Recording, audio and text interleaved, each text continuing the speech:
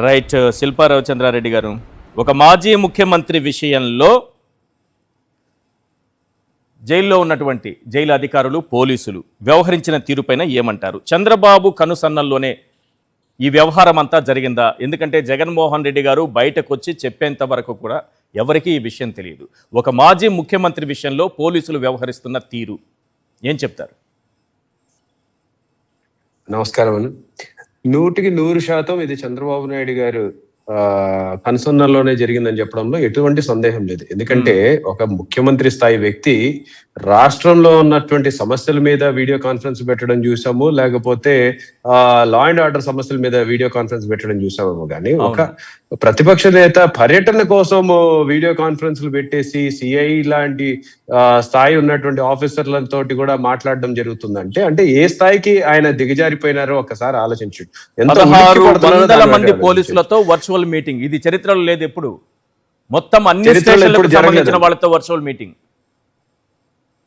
Yes, మేము కూడా ఆశ్చర్యపోయాను. అసలు ఫస్ట్ మేము ఇది తెలుసుకున్నప్పుడు అయితే నిజంగా చాలా ఆశ్చర్యం అనిపించింది. అంటే ఎందుకు ప్రతిపక్ష నాయకుడు ఒక వాళ్ళ పార్టీకి సంబంధించిన ఎమ్మెల్యే జైల్లో ఉంటే ఆయన కలవడానికి వెళ్తున్నాడు, ఎందుకు మీరు అంత ఉలిక్కి పడుతున్నారు? ఎందుకు మీరు అన్ని బ్యారికేడ్లు పెట్టేసి? ఒక రకంగా చెప్పాలంటే ఈ రోజు చంద్రబాబు నాయుడు గారు నాకు తెలిసి ఇప్పుడు మళ్ళీ ఒక వీడియో కాన్ఫరెన్స్ లేకపోతే పోలీసు వాళ్ళందరితోటి మళ్ళీ ఒక మీటింగ్ పెట్టుకుంటారు. ఆ మీటింగ్ లో పోలీసు వాళ్ళు ఈ రోజు ఖచ్చితంగా ఒకటే చెప్తారు, సార్ మేము సక్సెస్ అయ్యాం, మేము చాలా మందిని ఆపగలిగాము, మేము చాలా మందిని ఆపిన తర్వాత వచ్చిన జనాలు సార్ అవన్నీ, అసలు జనాలు చూస్తే మీకు నిద్ర పట్టదు సార్ అని చెప్పేసి ఈరోజు చెప్పుకునేటువంటి పరిస్థితి. పోలీసులు సక్సెస్ ఆ జనం చూసిన తర్వాత కూడా పోలీసులు సక్సెస్ అయినట్టే భావించాలంటారు, అంతేనా? అంతే కదన్నా. ఎక్కడికక్కడ ఇప్పుడు నంద్యాల నుంచి వస్తుంటే నంద్యాల కాడ కట్టడి చేసినారు, ఆలగడ్డల్ని ఆలగడ్డ కాడ, బనియాన్పల్లి బనియాన్పల్లి కాడ, పాణ్యం వాళ్ళని పాణ్యం కాడ, ఎక్కడికక్కడ కట్టడి చేసిన తర్వాత కనపడే జనాలు ఇవి.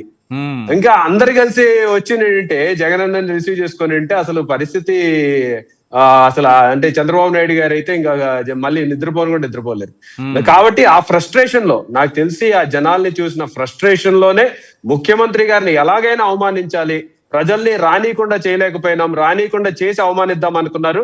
అది సాధ్యపడలేదు కాబట్టి కనీసం ఇలా అయినా చేయాలి. జైల్లోకి వెళ్ళినప్పుడు ఆయన ఎలాగో జైల్లో పెట్టలేకపోతున్నాము, ఎందుకంటే తప్పుడు కేసుల్లో ఆయన ఇరికించలేకపోతున్నాం కాబట్టి ఈ రకంగా అయినా సరే ఒక శునకానందం పొందుదామని చెప్పేసి ఈ రోజు వాళ్ళు భావించినట్టుగా కనపడుతుంది. లేకపోతే ఒక ముఖ్యమంత్రిగా పనిచేసినటువంటి మాజీ ముఖ్యమంత్రి గారిని అంత అవలేలనగా అంటే చిన్న చూపు చూడడం అనేది నిజంగా చాలా బాధాకరమైన విషయం.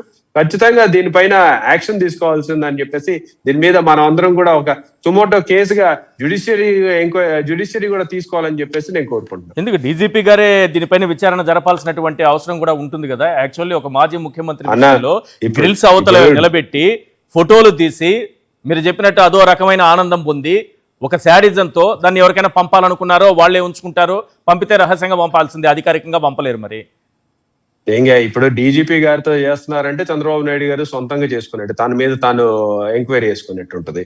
సో అది రిజల్ట్ ఏమొస్తుందో మనందరికీ తెలిసిందే ఖచ్చితంగా. ఎందుకంటే ఒక మాజీ ముఖ్యమంత్రి గారిని ఏ రకంగా అలా అవమానించగలుగుతారు?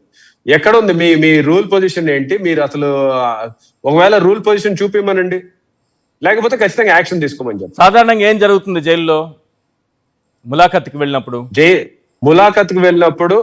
అక్కడ మనకి పక్కన ఒక టేబుల్ ఉంటది, ఒక చైర్ ఉంటది, ఆ చైర్ లో కూర్చోబెట్టేసి డీటెయిల్స్ అన్ని ఫిల్ చేసుకుంటారు, ఒక ఫోటో తీసుకుంటాం అని చెప్పేసి ఫోటో తీసుకుంటారు. మా లాంటి వ్యక్తులు మేము వెళ్ళినప్పుడు కూడా, మేము వెళ్ళి ములాఖత్కి ఎప్పుడైనా వెళ్ళినప్పుడు మమ్మల్ని కూర్చోబెట్టేసి ఫోటో కావాల్సి ఉంటది, ఫోటో తీసుకుంటారు, టైం నోట్ చేసుకుంటారు, లోపల నుంచి బయటికి వచ్చిన తర్వాత మళ్ళీ ఒకసారి తీసుకొని పంపిస్తారు. ఇది కూర్చోబెట్టి టేబుల్ ఉంటది, చైర్ ఉంటది, అక్కడ ఖచ్చితంగా కూర్చోబెట్టే చేస్తారు, ఎక్కడ కూడా నిల్చోబెట్టి చేయరు. ఇది మేము ములాఖత్గా ఈ ప్రభుత్వంలో మా వాళ్ళని జైల్లో పెట్టినప్పుడు, మేము వెళ్ళి కల్లూరికి వెళ్ళినప్పుడు కూడా జరిగిన తంతు ఇది. కానీ ఈ రోజు ఒక ముఖ్యమంత్రిగా మీరు ములాఖత్కి ఎప్పుడన్నా వెళ్ళారా?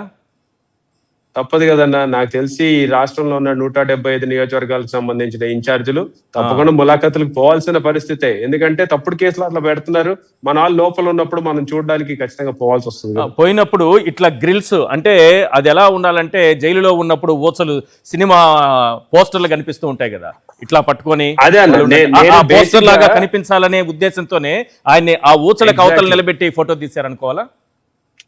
ఎగ్జాక్ట్లీ. ఎందుకంటే అసలు ఊచల లోపలకైతే జగన్మోహన్ రెడ్డి గారిని పెట్టలేరు. ఎందుకంటే ఎక్కడ కూడా ఆయన మీద ఏది ఎస్టాబ్లిష్ చేయలేకపోతున్నారు.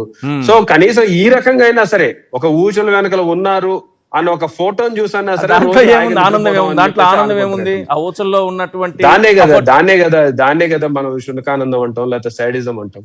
మ్మ్. ఈ మెంటాలిటీకి అర్థం పడుతుంది. ఇప్పుడు మనం ఈ ప్రభుత్వం ఏర్పడినప్పటి నుంచి చూస్తున్నాం, ఒక్కటంటే ఒక్కటి వాళ్ళు చేసిన ఆరోపణలు ఒక్కటన్నా ఎస్టాబ్లిష్ చేయగలిగినారా ఈ రోజు వరకు?